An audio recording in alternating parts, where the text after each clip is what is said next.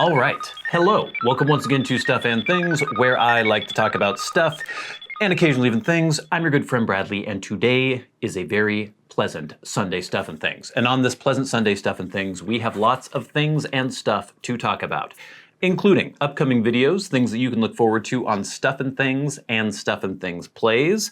We're going to be talking about some animal-shaped snacks from my youth, and if they're still good now, or whether they were ever good to begin with. And then we have lots of feedback from last week's Sunday Stuff and Things, but especially from the video I posted about the Captain Black Cherry pipe ghosting for my Peterson pipe. There was a lot of strong opinions about that, about the method I used to get rid of the ghost in that pipe, methods I should have used, all sorts of different interesting information that people posted on that video. So that's kind of a dual main topic for this video. So let's get into it. All right, gang, what can you look forward to on Stuff and Things Plays, and Working, the triumvirate of my YouTube output? So, on Stuff and Things, the video that's going to be coming up this Wednesday is how to sharpen a knife like this. This is a Bark River Aurora Scandi. There you have it. And this has a Scandinavian grind on it, but then a convex grind after that Scandinavian grind. And I sharpen this on Japanese water stones. Some people say you can't you can't sharpen a convex grind. Wow, some of these words are tripping as they are exiting my mouth. Some people say that you can't sharpen a convex grind knife on flat water stones, but I show my method for doing it, and I think it's interesting. Those of you who enjoy knives, the next video that will be coming up on Stuff and Things is an unboxing of a beautiful pipe that I got sent to me from Tea Pipes Japan. It is a Nagata Minoru pipe, and it's handmade. It is glorious, and I'm going to be unboxing that in a video soon. I will have a full review of that pipe eventually as well. And then we also have a video that I'm doing snorkeling in a lake with a GoPro, whether or not there's anything to actually see in there. And then, of course, we're going to be getting to Cult Blood Red Moon eventually. We had done the first impressions video and the full review of Captain Black Cherry, and a lot of people suggested that if I wanted a good cherry aromatic, I should try Cult Blood Red Moon. So we'll be getting to that. Then, this Monday at 6 a.m. Pacific Time, Working Episode 7 will be posting on the Working channel. We still need more subscribers to Working. So please, go down to the description box below, click on the link to the Working channel, and subscribe. The videos on there are really cool. A lot of people have been telling me, even if they're not in any way remotely interested in construction or concrete work, that they find those videos really fascinating. And Working Episode 7 will be posting this Monday, and it's basically about setting up a driveway, kind of a steep curved driveway, just shows the process for that.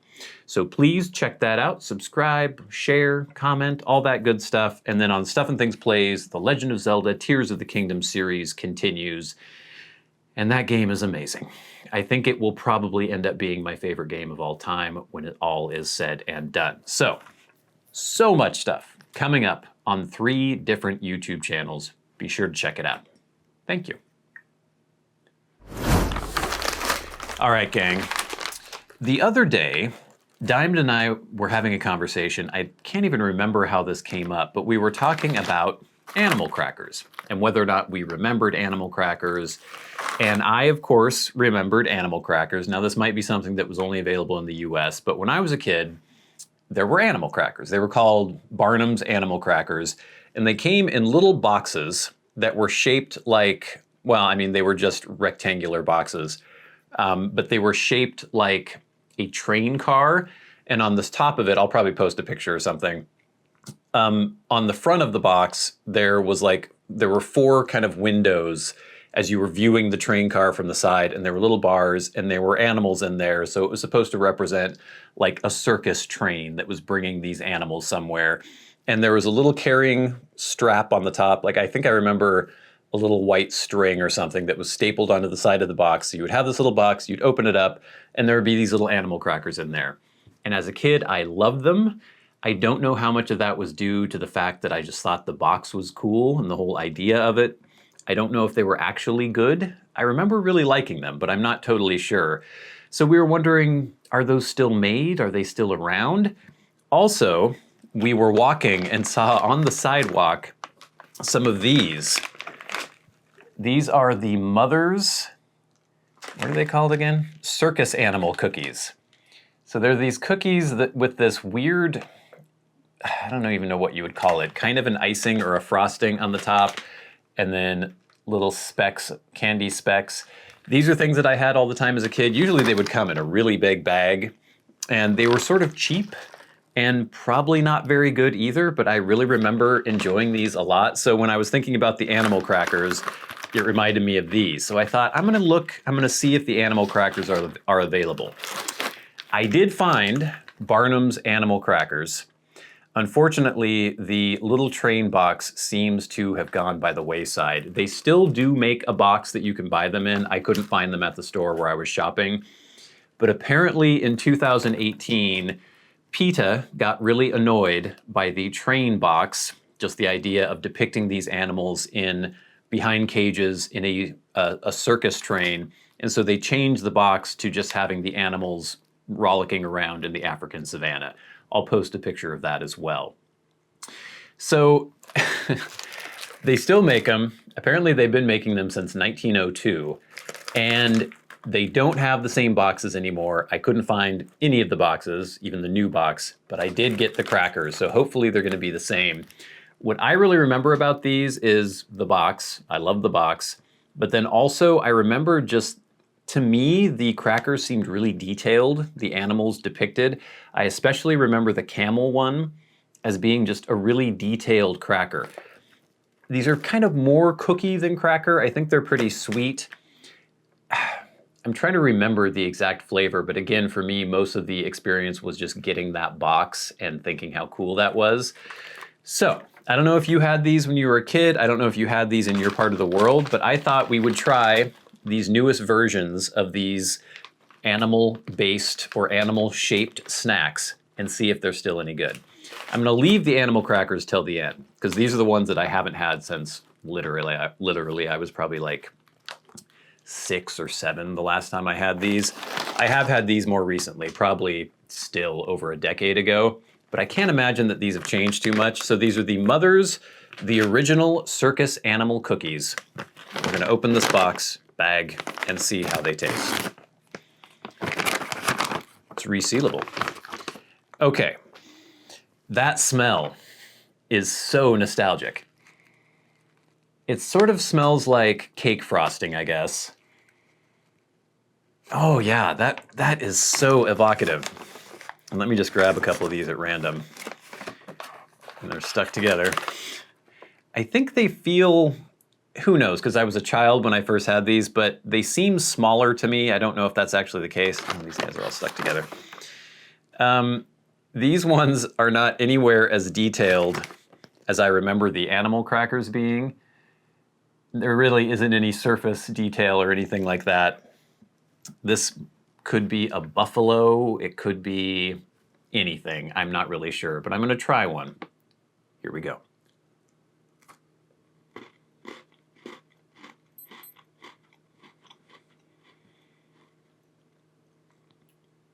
That tastes exactly as I remember it. The frosting on the top, here's a little bit of the cookie inside there. The frosting on the top tastes like something that probably shouldn't be edible.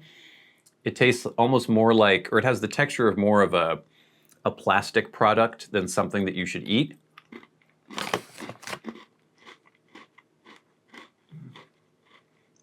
And I don't think, if I had never had these before, what is this? Is this a hippopotamus or is that a bear? Can you guys tell me? If I had never had these as a child and developed some nostalgia for them, I don't know that I would think these were very good right now, but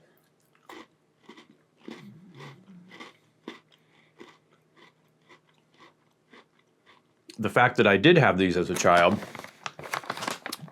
they're scratching an itch that I didn't know I had. I think I kind of like these. This is obviously a camel. I can imagine a glass of milk. I can imagine me as like a 5-year-old with a glass of milk and maybe 6 of these things and being really pleased, biting the head off the camel. The camel freaking out. Me devouring the rest of the camel. You can't really dip them in milk because the frosting creates a barrier. But if you bite the head off, I think this is a hippopotamus. Is that a hippopotamus? It might be. If you bite the head off the hippopotamus, then dip it in the milk will seep into the cookie or cracker material on the inside. And then you have this kind of harder outer shell and then a mush on the inside. And then it sort of melts in your mouth. So these to me, the Mother's, the original Circus animal cookies, taste exactly the same as I remember them. They look pretty much the same, I think.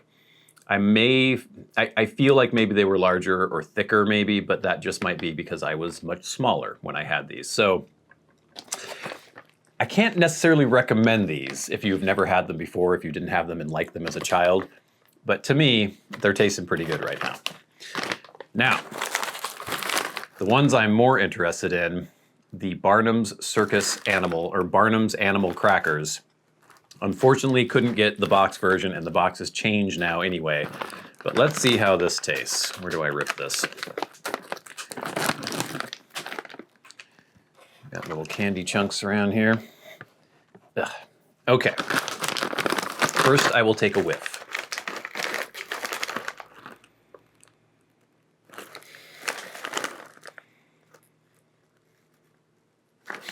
That smell isn't quite...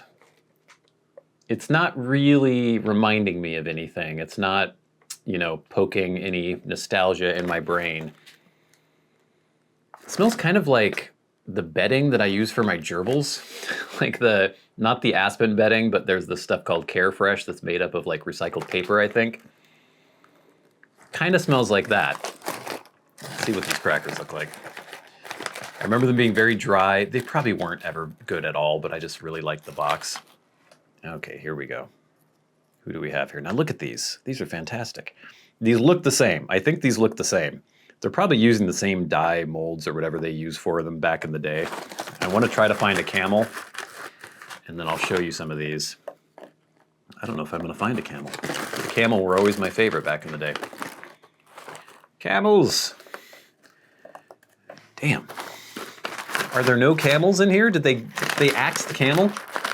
That would be a tragedy. Oh, I see a koala. I don't think I remember there being koalas before. Oh, I think here's a camel, but it doesn't look like the way I remembered it. Maybe I'm remembering it wrong, but here is a camel. But you see, they actually have some surface detail. You know what? I think I was remembering the zebra, because the zebra had the stripes and then that interesting texture under the legs. We've got a koala here. This looks fairly new. I don't think there were koalas when I was a kid. There's the koala. The lion. I definitely remember the lion. That was also one of my favorites. So, I think these look about the same. I'm not totally certain, but let's try one. I'm going to try the lion.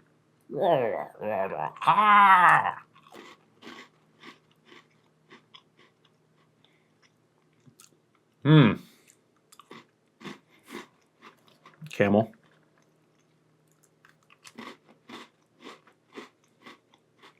Yeah. I remember this flavor. They sort of turn to glue in your mouth. None of this sounds good, but let me put 2 more in my mouth.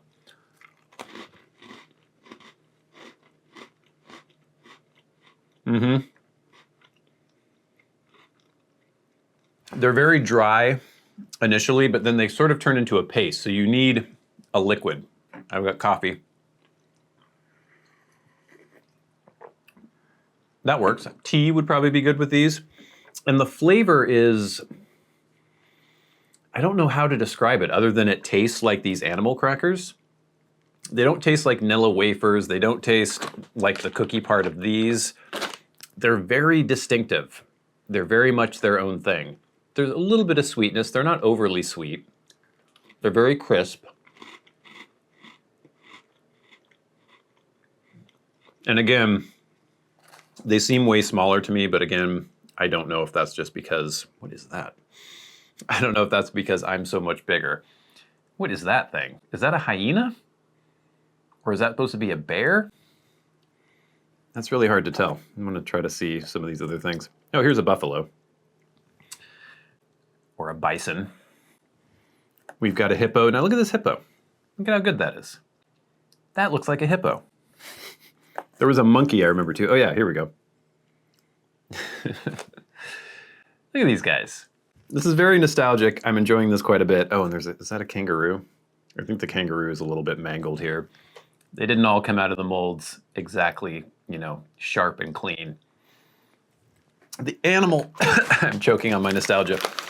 The Barnum's animal crackers, I think they taste pretty much the same. I am disappointed that they no longer come in the train boxcar box, but you can still get a box. Apparently, I saw them on Amazon. Not the same graphics on the front, but that, I don't know if that would be as cool to me as a little kid as it was to have the train boxcar, because I just liked the idea of the zoo coming to town and, ooh, I got the train car and now I'm gonna eat the animals that were in the train. But yeah, do you guys remember these treats if you lived in the US or if they made it to other countries, maybe they were in the UK or other places? Do you remember them? Have you had them recently? Did you like them as children? The Barnums, put these back, I'll eat this monkey.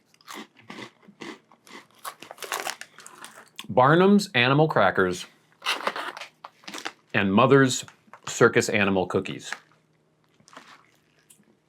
I still like them. I still do.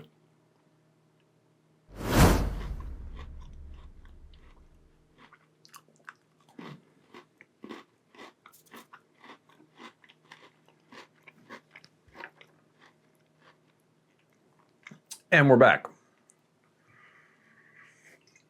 I can't stop eating the cookies. The Mother's animal cookies. Gang, it is time for hashtag askstuffandthings. Remember, if you have a question for me and you would like it answered on the Sunday Stuff and Things, tweet at SAT Bradley with the hashtag askstuffandthings. You can also write to me via Patreon if you are a Patreon supporter, just trying to clean up all these crumbs. Go to the front of the line. You can leave a super thanks by hitting the link under this video or that little super thanks button under this video. Go right to the front of the line. Oh, for God's sake. Or you can leave comments, questions, and feedback under this video in the comments section. I go through all of them. I try to pick out questions, good things that I can use for topics in the videos. I'll be right back.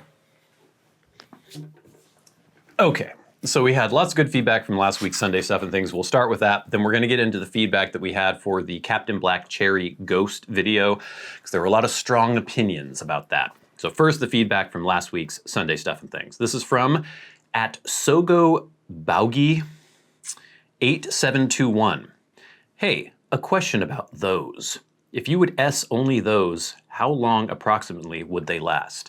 So he was talking about last week's Sunday Stuff and Things when I opened that amazing box and it was filled with amazing blends, and God, how many tins were in there? At least 20. How long would I be able to go only S-ing those blends? A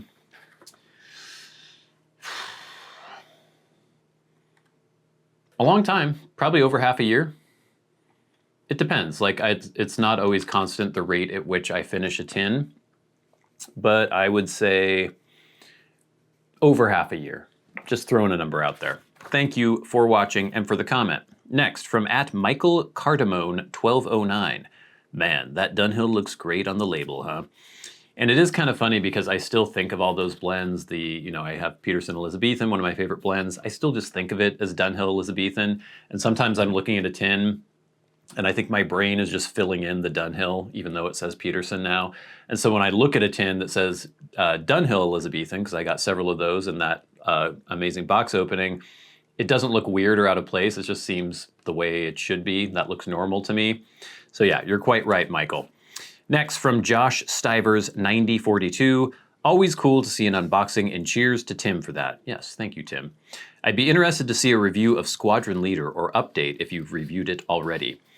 I have reviewed it, and I'm pretty sure I did a revisited for Squadron Leader as well. Hold on, let me check. Yep, I did a full review, and I did a revisited episode. Doesn't mean that I'll never do another video on Squadron Leader, but I have at least those ones that you can look up on the channel. Next, we have the feedback from the Ghost of Captain Black Cheery video, and there was a lot of feedback. I didn't pull out everything because a lot of people were saying similar things, but first off, we'll start with Scott M, who left a super thanks, so he goes right to the front of the line. Thank you, Scott, for the super thanks, and Scott says, made that mistake joining my father for a bowl of blood red moon in one of my decent pipes. Followed your route pretty closely to cure the pipe of its cherry sickness. Cheers. And thank you, Scott M. I'm glad that method worked for you. Next, we have @TomBrown1898. Tom says, Bradley, ouch. In the Daughters and Ryan London dock, there was a cherry or cherry-like aromatic that would not go away. The pipe I used was an old cob, so there was no loss in throwing it out, which I did. As for the nuclear option, isopropyl alcohol is not a good choice. Rubbing alcohol is tainted with something to make it non-potable. Get yourself some Everclear. It is safe to consume, properly diluted, and has no alcohol smell. It is 99% pure ethanol, so it evaporates while you watch. Back in the day, Joe Zeev at Smoker's Haven used to sell a proprietary pipe cleaning liquid in little medicine bottles. Great stuff. Then he stopped. Turns out the revenuers done come and told him he was reselling untaxed liquor. His magic formula was pure, potable ethanol. Anyway, alcohol alone will not do the job most of the time. You need the salt to draw it out. Good luck. Great show today. So Tom is not the only person who seemed alarmed that I was using 99% isopropyl alcohol to clean that pipe. A lot of people mentioned that as well. But then @BannockBurn111 responded to Tom's comment and said this, Everclear is not 99% ethanol, it is 95% ethanol. Yes, the alcohol evaporates quickly and is safer than propanol, but it will leave a trace of water that you'll need to dry out. In my opinion, propanol is actually a better solvent for removing ghosting, but I do use Everclear myself. Also, Bradley used 99% propanol, which contains no additives, the other 1% being water. Rubbing alcohol is about 70% propanol and contains other things, and you are absolutely right, it should never be used to clean out a pipe. And yes, that's my understanding as well, and that is why I used 99% isopropyl alcohol, because almost everything evaporates, and it does it very quickly. It's why people use that to sanitize things. It's why people use it to clean cuts sometimes, because basically everything evaporates. And so with the pipe, and I've definitely experimented with this, it evaporates so much more quickly than if you use grain alcohol, even something like Everclear. And once it dries out, you don't want to ess it right away, but if you leave it for a few days and dry it out completely, it is gone. Like, I don't detect any odor, I don't detect anything from the isopropyl alcohol whatsoever. So use whatever you want, use whatever works for you, but I don't think it's unsafe to use the 99% isopropyl alcohol as long as you're letting the pipe dry out first. Next, from Alexander Gennaro, 8596, that's why you use a corn cob, and I'm surprised you didn't know that, or were you experimenting with disaster?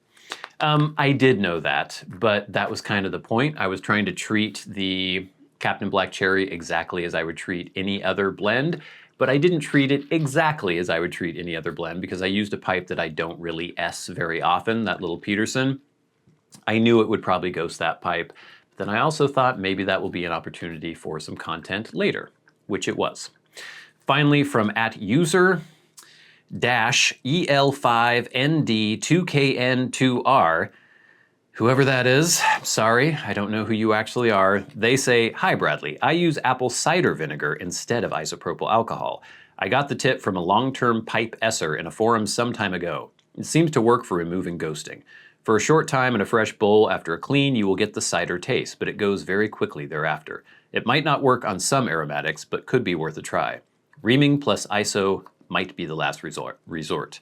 And yes, that's one thing I didn't mention. And apple cider vinegar might be worth a try. I've never tried that myself.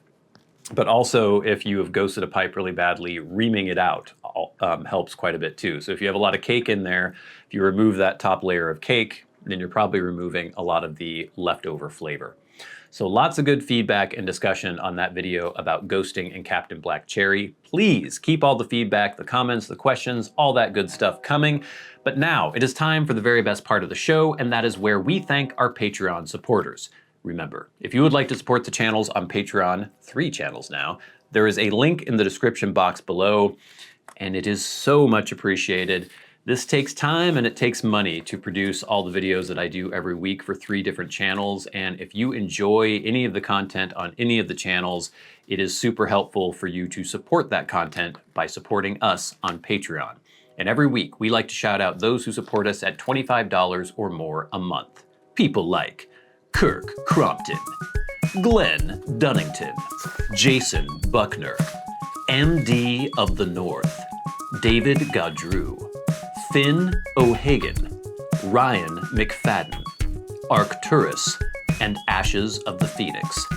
And of course, the Maniacs, the crazy people who support the channels at $100 a month. People like Bob Magee. And we'll never forget our dear departed friend and Hall of Fame member, Peter Straub. Gang, thank you so much for watching. Thanks for all the feedback. Thanks for liking, sharing, subscribing. If you haven't checked out the working channel, we still need to get to 1,000 subs on there. Please check out the link in the description box below and sub to that channel if you wish. And we're still trying to pump up Stuff and Things to 50,000 subscribers. I think we're gonna get there by the fall, but just if you haven't subscribed yet, if you're watching the content and like it, hit that subscribe button. Gang, please stay tuned for all the amazing videos coming up. Knife sharpening, and a beautiful, beautiful Japanese pipe unboxing, Cult Blood Red Moon, trying to find fish in a lake with a GoPro, working, Zelda, all sorts of crazy stuff coming up on all 3 channels. But until next time, until we meet again, I've been your good friend Bradley, you've been the audience. This has been Stuff and Things on a very pleasant Sunday Stuff and Things.